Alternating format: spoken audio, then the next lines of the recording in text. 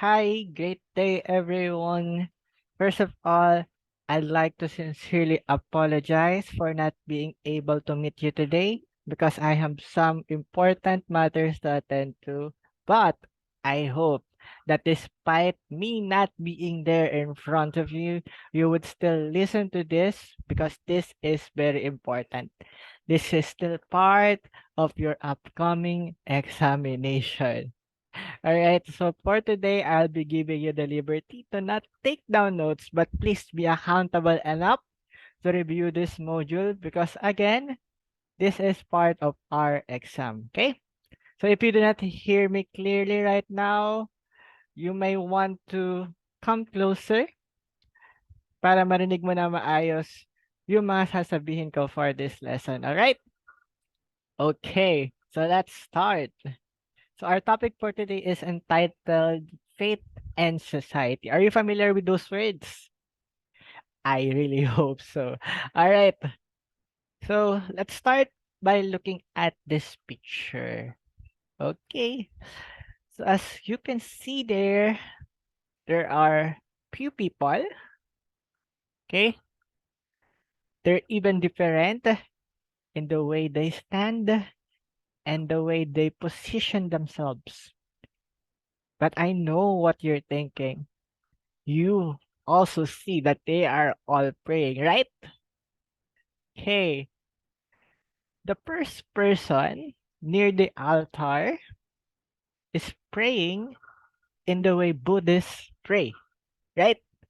So they're also holding their hands together and they hold it close to their faces and they pray to their gods. The second picture pictures out how Catholics pray. Okay? So when you say prayer position to Catholics, they go that way. Okay, so that's their prayer position. And as far as I know, that position means something. It means all fingers pointing up to God. So it symbolizes how their hearts and minds are being lifted up to God. And the third person at the back, at the very back, the farthest one, I assume it's a Christian because that's the way Christians worship their God, right? But right now, of course, this is their signature postures, but it doesn't mean that they can only pray that way because praying is talking to God and you can pray all day long whenever you want. And it doesn't mean that you are not having that posture, you're not praying already, right? Because as what I've said, you can reach out to God, you can talk to God anytime you want. You get that? Now, here's something that I'd like to talk about. I'd like us to talk about. Okay, are you familiar with the separation of the church and the state? The church refers to the religion or the faith that we have, while um the state represents our society. Well, to give you a more clearer view on that, let us read this.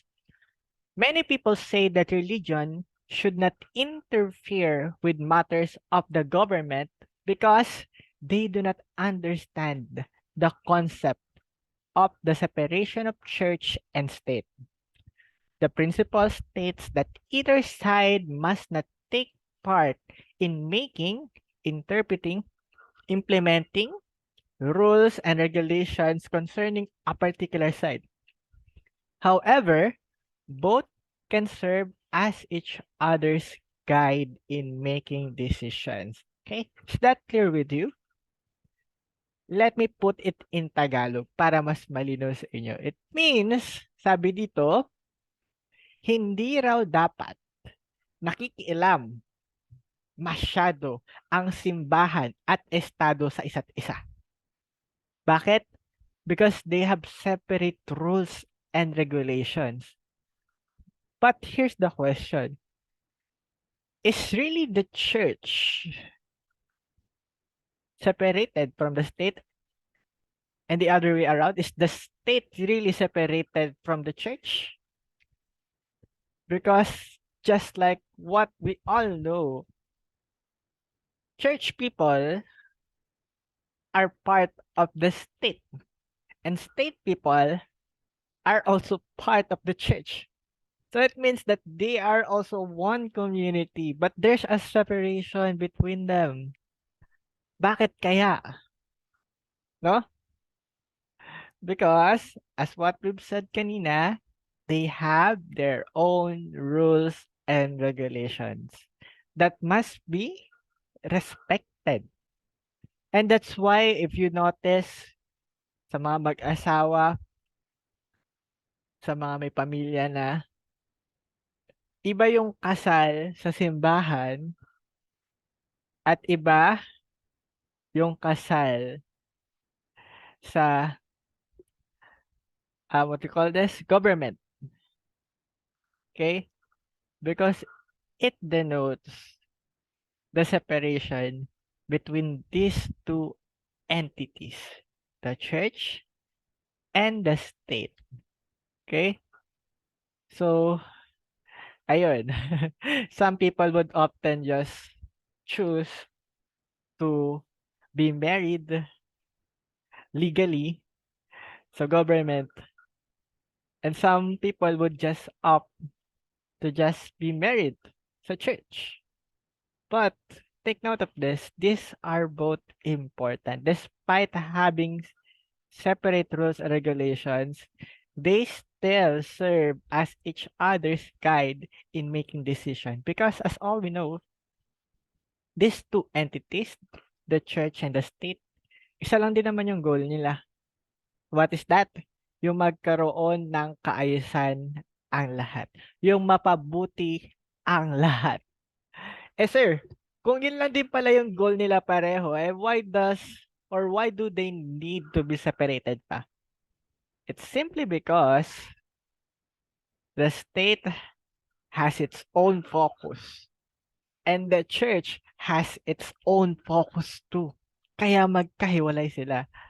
Although they can guide each other in some decisions, they need to go and operate in a different way. Okay, did you get that? Okay, if you have any questions or clarifications regarding our discussion, feel free to message me via Messenger. Okay? Pero gawin nyo yun after uwian na. Okay? Alright. Now, let's talk about this one naman. Let's jump into this. So, sir, ano bang kinalaman sa amin na mga sinabi nyo kanina? Or, to be more particular, what's the relation of religion, of state, of church, of faith to us adolescents? Okay, so we're going to figure that out this time. Okay, so let's start by having a clear definition of what religion is. Okay, it says here that the word religion comes from the Latin word religare, which means to bind or tie up again. Okay, so for example, dalawa kayong tao, tapos pareho kayo akala nyo sa buwan keso, pwede na ba kayong bumuo ng religion? Well, the statements that follows here would make that question answered. We understand that religion binds people who have the same beliefs, parehong paniniwala, okay?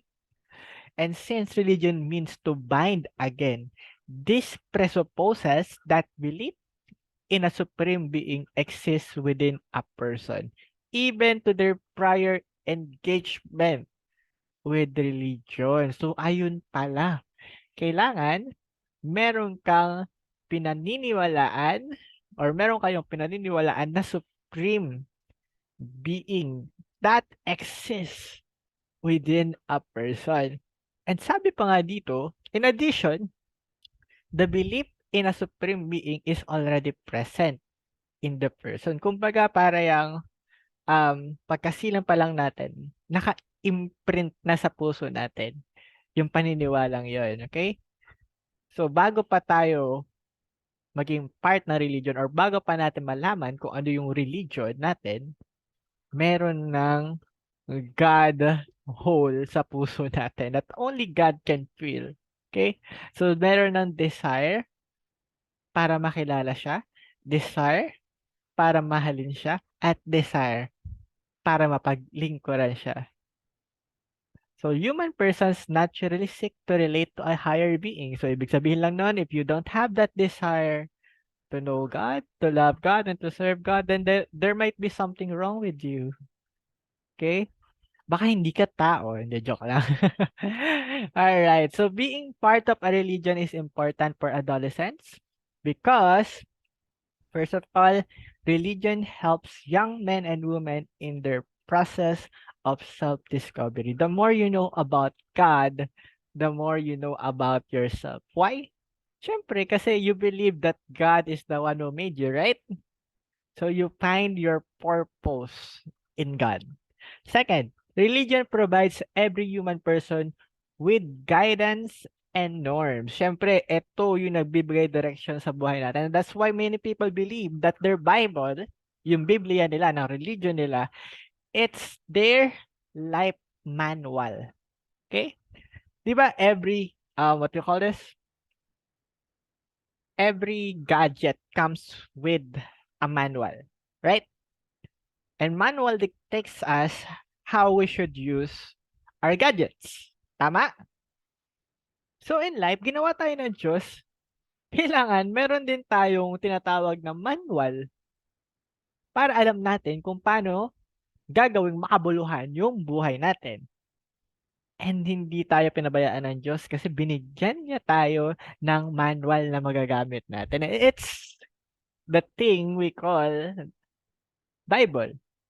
But the question is, do you even dare to read the Bible? Ha ha ha. Wala ako dyan, pero I can see heads telling me, no. It's okay. Okay lang yon. Okay muna yon ngayon. Okay? But again, the more you know about the necessity of these things, the more that you should be pushed to doing this. Because kung alam mo na kung ano dapat mong gawin and hindi mo pa ginagawa yun, then that's insanity. Baliw ka na. Kapag hindi mo pa alam or hindi mo pa ginagawa yung mga bagay na alam mong tama at dapat. Okay? Next one. Religion provides every individual with a sense of security and belongingness. And that's why you should not just worship God alone. I'm not saying that it's not right to pray alone. It's still good. Okay, that's important because you are building your personal relationship with God, and that is a must. But you should always remember also that God made you to be part of a community. And in that community, you can always connect with each other.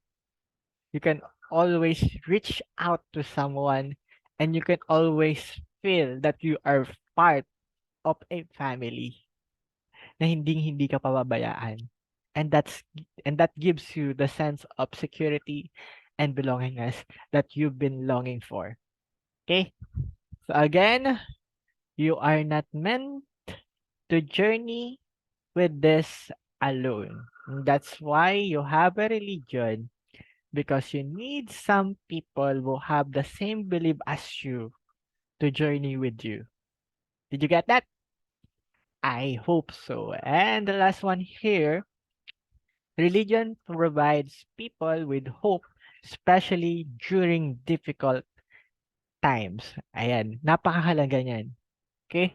Especially when time comes na hindi na natin maintindihan kung ano nangyayari sa buhay natin, we will go back to that. Ano ba yung sinasabi ng religion natin?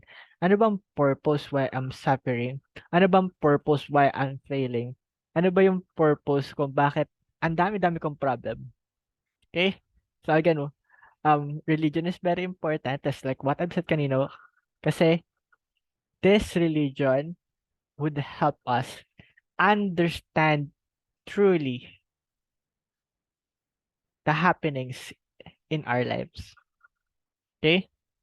So it gives us a broader understanding, a greater perception that you alone cannot provide yourself. Okay? So it gives you hope, especially during difficult times. Okay? Are we clear with that? Ah, all right. Let's proceed. Now, let's talk about how can you become a responsible member of your religion. Okay? Siyempre, hindi ka lang dapat part ng religion. Dapat responsible member ka din ng religion mo. No matter what religion you are into, mahalaga na magawa at malaman mo itong mga bagay na to. Okay? So number one here is that you should be informed of your faith. Okay? Ano bang pinapaniwalaan nyo? Bakit nga ba pinapaniwalaan nyo yun? Okay? Para saan ba yung lahat ng mga ginagawa nyo doon? You should know all that. Because if you do not know that, of course, you will not do something that would make you value what you believe in. Okay? And when that happens, sayang. Okay? So, magiging nonsense ang lahat. So, please don't let that happen. Next is to attend services. Okay? Of course, when you're just starting out, you just stand and start attending there. You just listen. But please, sooner or later, start serving as well. Okay? So, please, this is very important because um, dun mo mas nararamdaman that you are part of something great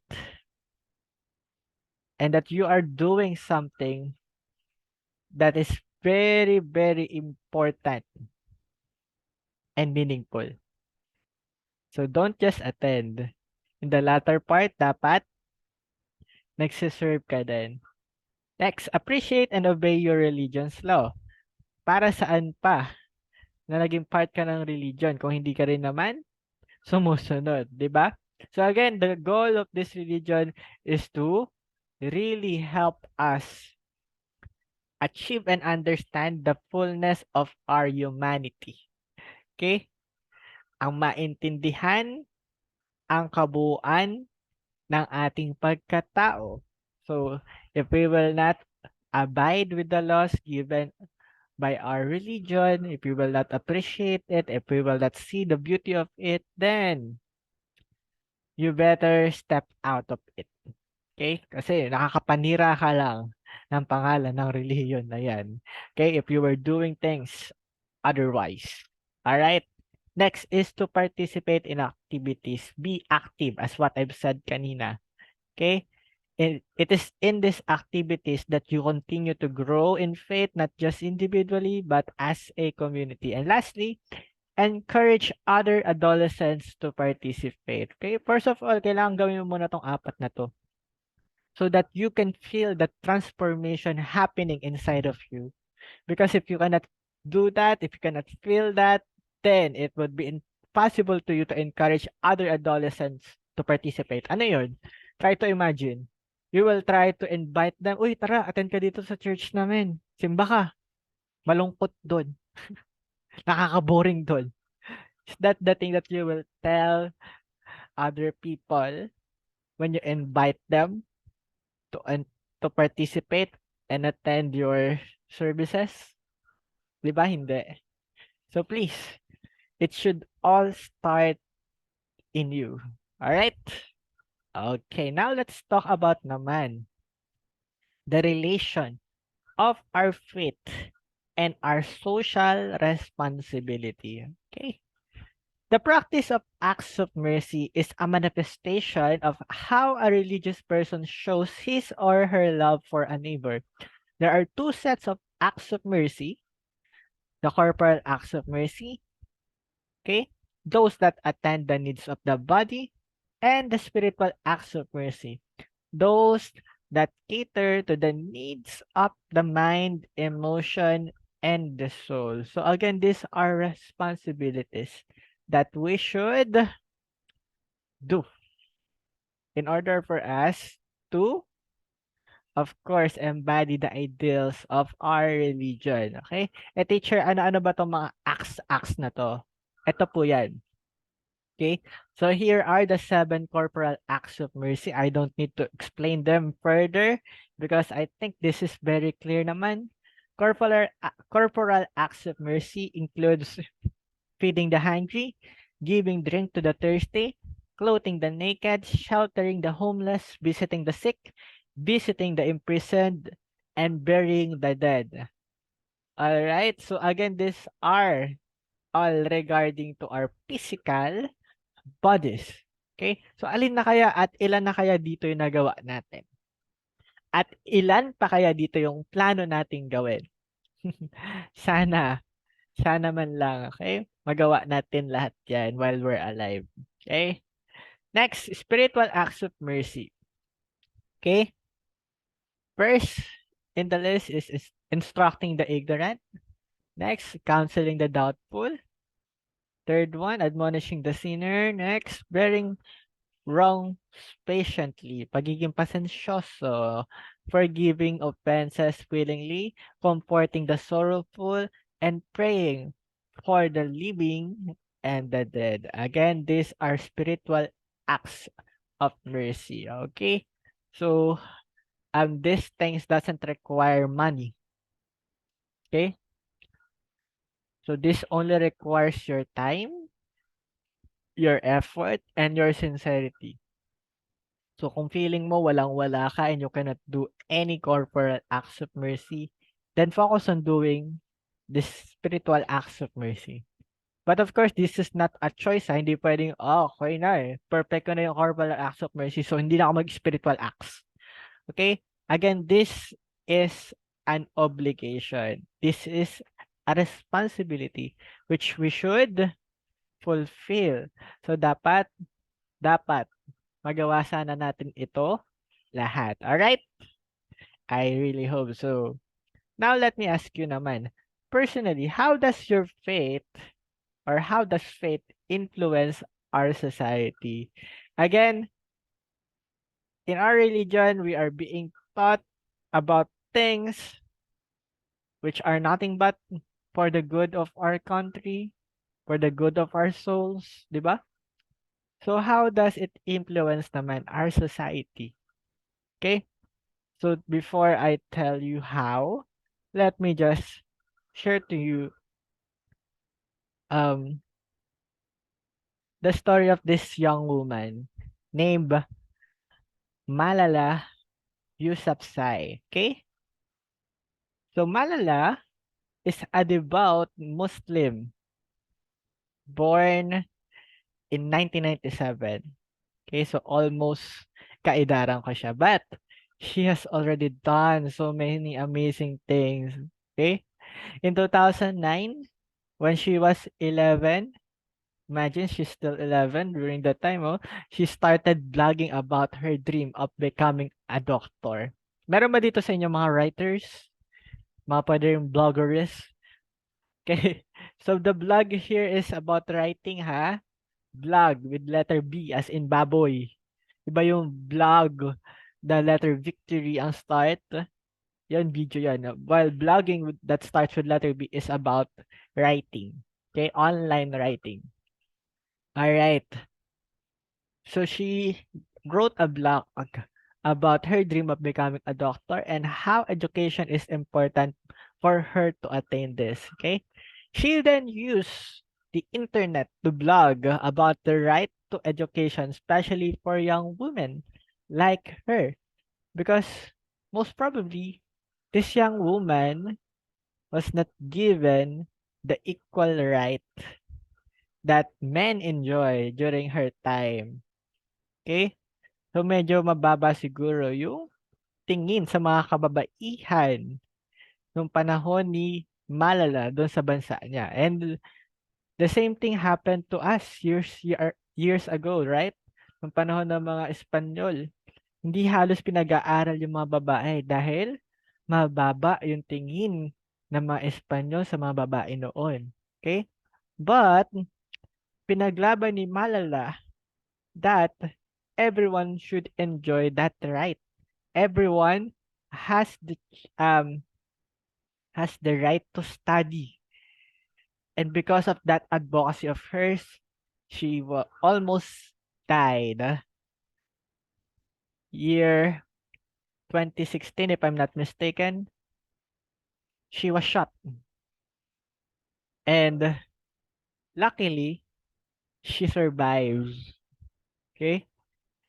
And despite experiencing that, she never stopped doing her best to fight for the right of the women, not just from her country, but for all the women here in the world. She also expressed disgust towards the violence in her country and maltreatment to women. Okay? So her life shows us that when we are impelled to do something, we must stand up and fight for it, regardless of your religion, regardless of your gender, regardless of your status. Okay? Kapag alam mong tama, ipaglaban mo. Okay? Huwag kang matakot na tamaan ka rin ng tsinelas ng nanay mo. Okay? So our faith should lead us to living in harmony with others. But of course, katulad ng sinabi ko kanina, yung pakikipaglaban para sa tama, it could create frictions. It could possibly harm you in the long run. But always remember that you will never go wrong as long as you're doing the right thing. Okay? So, religion should not be the cause of separation among the members of the society. It should not be the cause of arguments and fight. Okay? Hindi porket magkakaiba kayo ng religion, imposible na rin na magkasundo-sundo kayo. Faith should bring about order, and people should find common aspects of their different faiths so that peace and unity could reign in the society. Okay? So again, faith and society has a common ground, and that is achieving peace and unity for their countrymen, for the nation, for the world. And let not their difference hinder them from achieving that goal. Because in the end, despite what religion you are into, no matter what religion you are part of, we are all brothers and sisters in the eyes of God. So I hope this lesson would make us more appreciative of our religion and would make us grow closer to one another no matter what our religion is. Because after all, we all have the same supreme being governing all of us here. Did you get that? Okay, so again, if there's any questions regarding this lesson, feel free to approach me in Messenger, all right? All right, so for your activity this day, I want you to get your notebook and answer the following questions. Okay, so first question, what do you believe about God? Second, how does your belief about God influence the way you deal with other people? And lastly, in what way can you express your faith to make our society a better place to live in? All right. So let me say it in Tagalog for those who don't understand these questions. First question again, ano ang pinapaniwalaan mo tungkol sa Diyos? You might answer there that God is powerful, God is omnipresent, God is omniscient, things like that. Okay, so basically the question is, who is God for you? All right. The second one, paano yung mga paniniwala mo sa Diyos nakaka-impluwensya sa pakikitungo mo sa ibang tao? How does your belief about God influence the way you deal with other people. Okay? For example, because you believe that God is abundant, God is gracious, you also give graciously to other people. Na as if the blessings that you receive is meant to be shared. And when you share it, hindi ka mauubusan because you believe that God will always provide. Okay? And in the last one, in what way can you express your faith? Okay, sa paanong paraan mo may papakita or oo, may papakita ang iyong pananampalataya para maging mas maganda ang ating mundong ginagalawan. So, paano makakaapekto yung pananampalataya mo sa desire mo na baguhin at mas pagandahin pa ang mundo? Okay? So, for example, you can answer there that you would express your faith more often by inviting other people to join your services, praying regularly, doing acts of kindness every day, things like that. All right? And then when you're done, kindly submit your notebook to whoever teacher is assigned to facilitate your class today. Is that clear to everyone? I really hope it's clear. Okay? So you may just pause this video, copy the questions, and write your answers in your notebook. Alright? So, I hope, I really hope that you have learned something essential from today's class. So that will be all for now. I pray that you would all have high grades, high scores in your upcoming exam. Thank you so much, everyone. Goodbye and thank you.